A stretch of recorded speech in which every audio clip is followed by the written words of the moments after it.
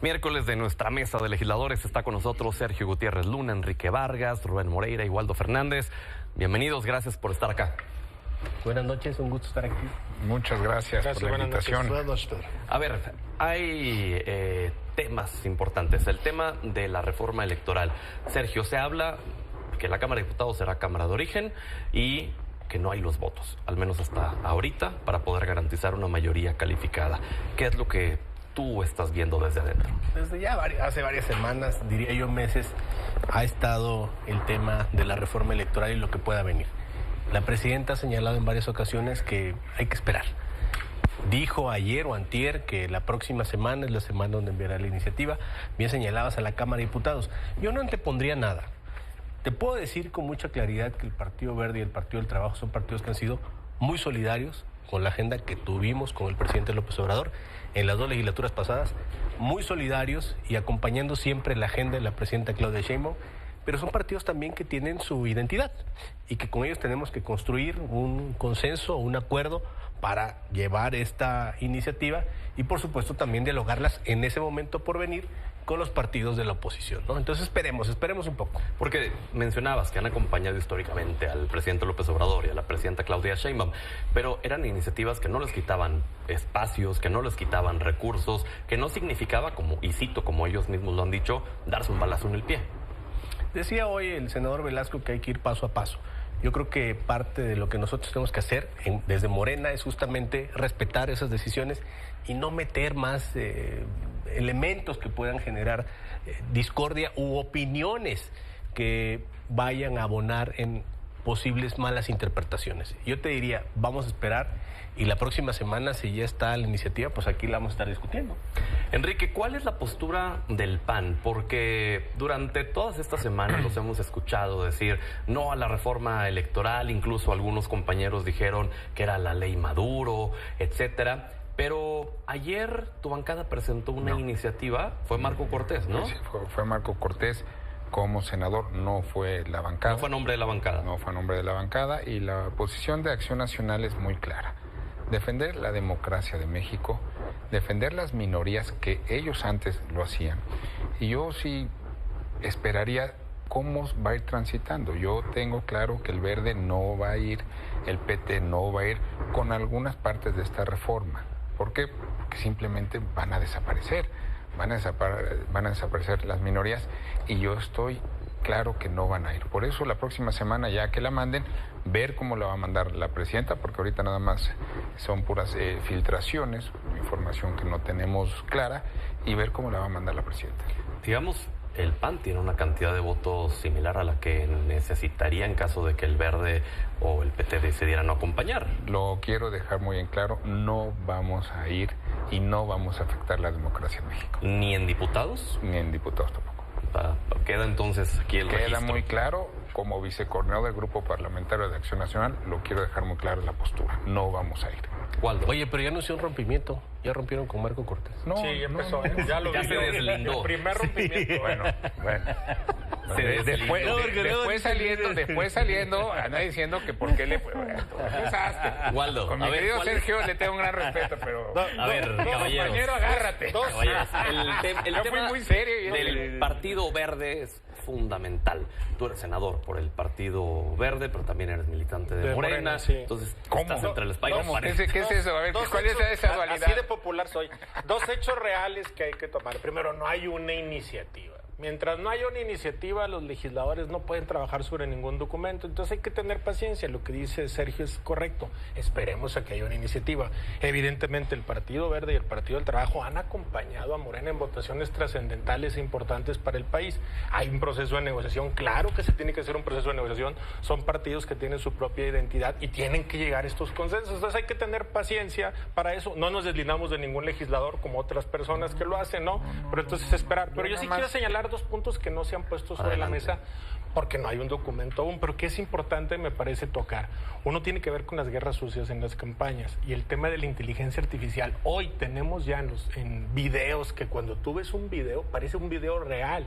Sí es importante que dentro de toda esta discusión en algún capítulo se toquen estos temas porque es una manera de distorsionar la democracia. Hace unos días un portal español, una cuenta de Twitter español, subió un video donde parecía que había un enfrentamiento entre Fuerzas Armadas mexicanas y Estados Unidos, que era un video de inteligencia artificial. Imagínate lo que puede pasar esto en la potencialidad de las campañas políticas una vez que inicien los procesos electorales. Rubén. Bueno, no hay una iniciativa, eso es cierto, pero sí hay mucha información respecto a lo que el poder quiere. Este debate se inició desde el poder. Todas las reformas anteriores tenían una causa, un motivo y una búsqueda de legitimidad. Cuando incluso se desmantelaba el órgano electoral era para generar confianza en la oposición. Este proceso que nosotros vemos no es para generar confianza en la oposición, ni siquiera en los aliados del gobierno. Para mí es mucho más que plurinominales o recursos lo que está viendo el PT o el Verde. Está viendo la posibilidad de que los engulla Morena, de que no haya un órgano electoral autónomo. Y todo esto lo empujó, es cierto, el Ejecutivo Federal, pero le dio mucho vuelo un personaje que es Pablo Gómez, que empezó a decir incluso temas de esa posible reforma. Todos tenemos entendido que no han redactado ningún texto de artículos, pero ya anda circulando por ahí lo que entregaron hace unos días el lunes a la presidenta de la República, e incluso la posibilidad de que no solamente tengamos una ley Maduro, sino que la ley Maduro esté a ritmo de polka, es decir, con acordeones, para poder seleccionar una parte de los plurinominales. Ese es el peligro que hoy tenemos en México. Ya sé, Sergio, que me vas a decir que hay que esperar a que se presente para ver cómo viene, etcétera, etcétera. Pero de acuerdo con lo que se mencionaba en estos días, en donde se habla de que sería una cierta cantidad como primeros perdedores para poder entrar en la fórmula de los pluris. Se habla también de la reducción a 8 de los consejeros del INE. Se habla de la facultad que van a tener para la fiscalización directa, ya ellos como árbitro. Y que en el tema del financiamiento se reduce en 25%. Eso a Morena de alguna forma pues no le afecta tanto, ¿no? Digamos, de acuerdo al financiamiento que ustedes tienen colchón, pues si le reducen el 25%. Pero para los otros partidos, ¿no sería ahorcar los demás? Mira, las reglas electorales siempre son para todos y las realidades electorales pueden modificarse. Nunca hay que pensar que una norma electoral es para toda la vida, para un destinatario específico. ¿Qué sí creemos nosotros? Que México es de las democracias más caras, que más de 10,000 millones, que es lo que reciben todos los partidos políticos, es una cantidad importante de dinero que podría reducirse o ajustarse, y que también es necesario revisar la función de los órganos electorales. Tenemos un INE obeso, tenemos órganos electorales locales, los llamados OPLES, en diversos estados muy heterogéneos, con funciones que se traslapan con el INE, que los podemos eficientar. ¿Eliminándolos? No necesariamente eliminándolos, pero sí, por ejemplo, homologándolos, sí, por ejemplo, revisando las funciones para que no se traslapen con las del INE, y sí generando estructuras que sean suficientes y eficaces y que den certeza, pero que no sean obesas. Dándole, digamos, más dientes al INE, por así decirlo. El INE tiene que tener dientes. Y, por ejemplo, un tema relevante, el tema de la fiscalización, que se ha convertido muchas veces en un cuello de botella, porque es un tema centralizado. Habría que pensar tal vez en descentralizarlo, por ejemplo, para que las juntas locales en los estados pudieran ver algunos aspectos de fiscalización que se realizan. Te estoy dando algunos ejemplos de cómo podemos eficientar esa labor y hacerla eficaz para todos y también eficaz para el propio órgano. ¿Qué opinas del tema del INE, Enrique? Mira, la reducción a los partidos políticos. Hoy Morena dice que no es tan importante. Pues claro, por supuesto que lo van a decir. ¿Por qué? Pues porque tienen el gobierno federal, porque tienen muchos estados, y aparte lo que ha salido en muchos medios de comunicación, información de quienes han aportado a las campañas de Morena. La delincuencia organizada, así de sencillo. Lo que hoy vimos con este audio del exsecretario de Marina es un tema sumamente delicado. Y si vamos sumando todos estos casos a las campañas políticas, pues por supuesto que Morena va a decir, por favor, quítenle todo el dinero a los partidos políticos. Pero claro, está en riesgo la democracia en nuestro país. Lo quiero dejar muy en claro, y esto puede afectar por los próximos años a las próximas generaciones de nuestro México. ¿Waldo? No, pues una visión fatalista aquí del senador. Y aparte me parece hasta un poco de ficción.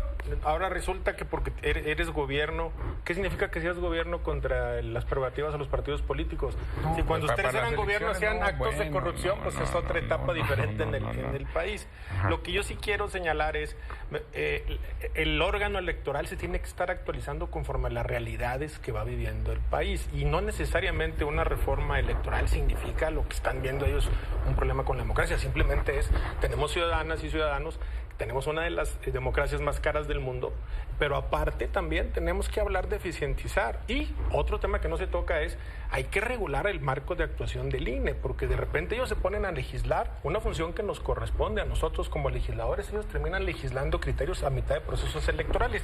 Hay que hacer una discusión pública y abierta, pero bajo ninguna circunstancia hay una regresión a un proceso democrático. La democracia en México es una de las principales virtudes y es una democracia muy consolidada.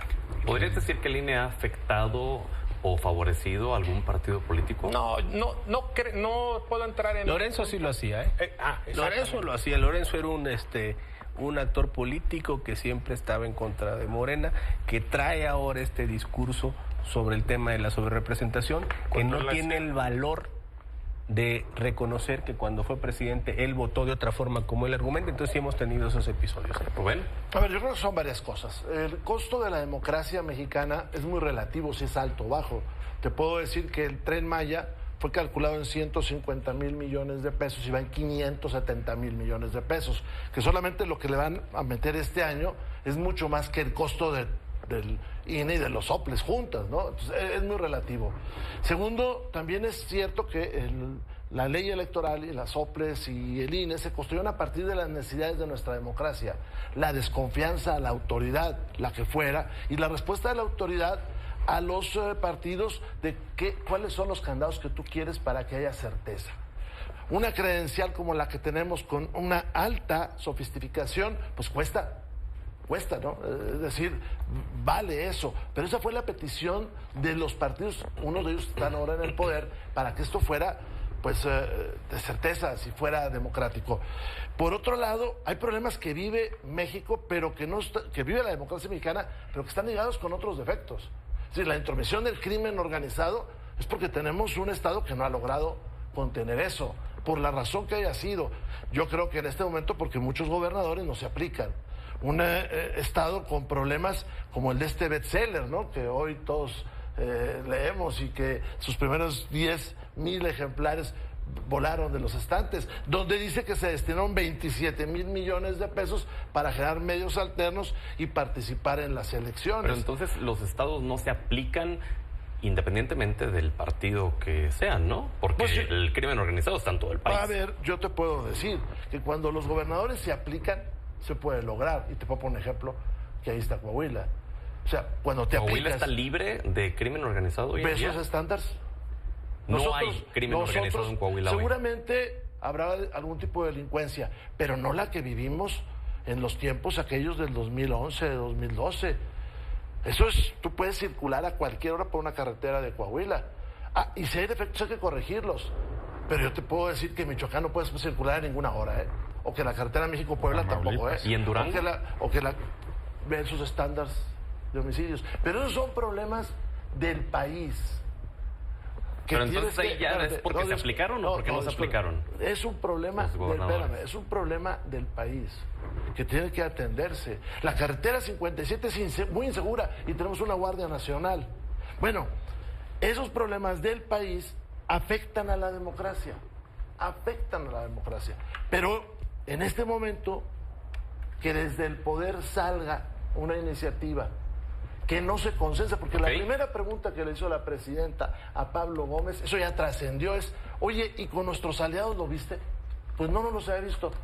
O sea, ¿cómo es posible que nos digan que en una semana van a presentar una iniciativa constitucional y de reforma secundaria y no tienen un artículo redactado, Pedro? Esto es increíble. Sergio.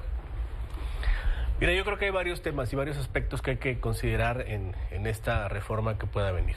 Uno de ellos es salvaguardar el interés que debe de tener la ciudadanía para participar más en los procesos electorales. Ahí vienen temas importantes como el tema que tú mencionabas hace un momento de cómo hacer que los diputados de representación proporcional tengan mayor cercanía. Una forma era la que decías, con estos, digamos, mejores perdedores, los segundos lugares que pueden quedar, que es un esquema que funciona en el Senado de la República, donde hay 2 senadores que ganan y que son los que entran, y uno que queda en segundo lugar, que mete el partido político que queda en esa posición. También las llamadas listas abiertas, de que la ciudadanía pueda calificar cuáles son las personas. Esos son los acordeones, ¿eh? Eso es un acordeón, ¿eh? Ese es un tema donde la ciudadanía puede calificar a todos. Eso es un acordeón. Pero es que no es para los partidos. Depende del voto que tengas por partido. Ese es un se acordeón asignan y te a va las llevar a la personas. representación máxima. Ese es el tema. Fíjate que depende, Rubén. La gente va a votar por partido y por partido tiene que escoger a la persona. Ese es un acordeón. A ver, pero ese es un tema de Y los te va a partidos. llevar a la sobrerepresentación máxima. No, porque eso Pero tiene un eso, esquema. Sergio, tiene eso un no está esquema. redactado. El documento que le entregaron antes Porque a la presidenta. no hay iniciativa, no ha llegado. Bueno, tenemos que esperar a que llegue la iniciativa. Queremos que concluya Sergio. Tenemos que esperar a que llegue la iniciativa. Yo creo que hemos estado en muchas mesas, todos nosotros, hablando y especulando sobre lo que va a suceder cuando todavía no hay un documento.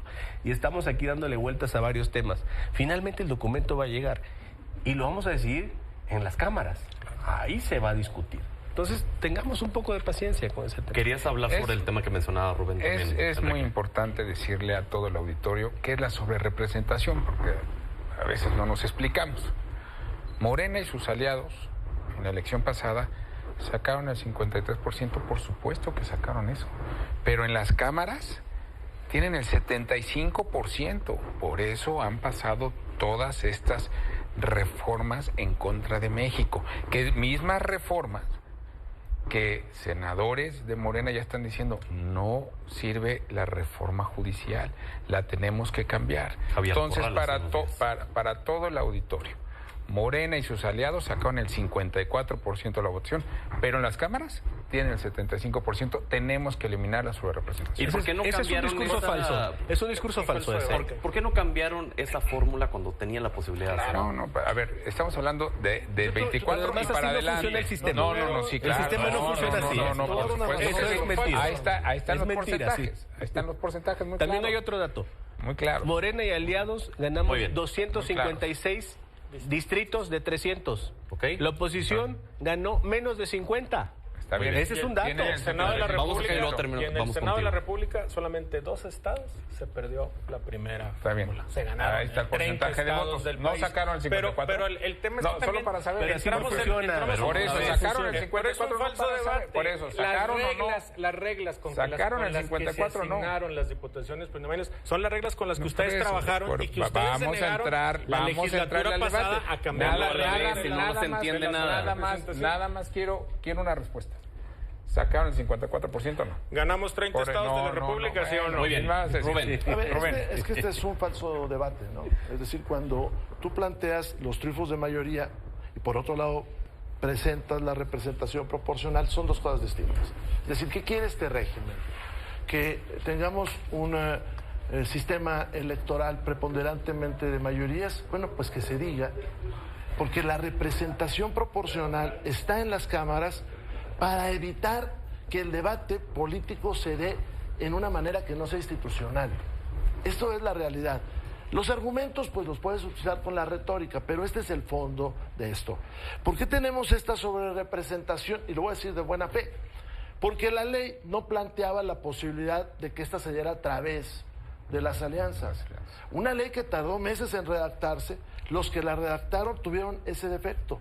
Imagínate la posibilidad de errores que vamos a tener si en una semana se redacta el articulado, porque yo esperaría que Morena presentara la norma constitucional que pretenden reformar y las normas secundarias.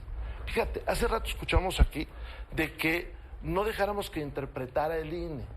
La Constitución dice que en el caso de la elección del Poder Judicial no se puede interpretar, tiene que ser tal y como ahí dice. Bueno, lo primero que hizo el INE fue interpretar. Okay. Porque si tú aplicabas la norma constitucional, era imposible realizar la elección. caso de la Ciudad de México, se dividió en 11 partes la Ciudad de México. Tú escogiste a la 11ª parte de los jueces. Eso no dice la Constitución. Entonces, es tremendamente irresponsable poner en la mesa lo que hoy estamos viendo. Vamos a continuar la siguiente semana, si nos lo permiten. Muchísimas gracias por habernos acompañado, por honrarnos con su presencia. Gracias. Gracias. Vamos a la pausa, regresamos.